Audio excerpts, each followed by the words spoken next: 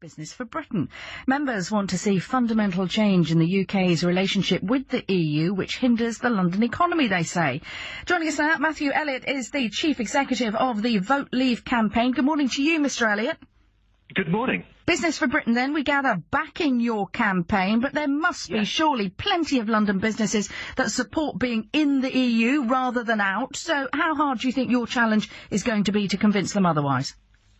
Well, the key thing I found is that business is very much divided right across the country, but also in London, on this really important issue facing the country. And I think what we'll see as we approach the referendum in perhaps just a few months' time is actually the business community coming out on both sides in this debate. You know, some business people who want to stay in the EU, whatever happens. So then some business people, like Business for Britain London, will want to leave the EU and campaign for that leave vote. In particular, though, what do you think is the EU hindrance to the London economy specifically?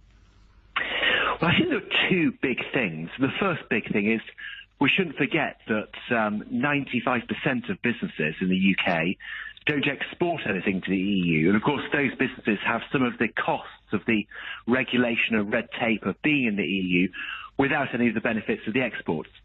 I think the second thing is, and this came out in our poll, is that the vast majority of business people in the UK want the UK to be able to do its own export deals, its own trade deals with countries outside of the EU. I think it's ridiculous the UK doesn't have a trade deal with India, for example, or with China, or with many other fast-growing parts of the world. And were the UK to regain control in this key area, we'll be able to do those vital trade deals for the UK economy and the London economy.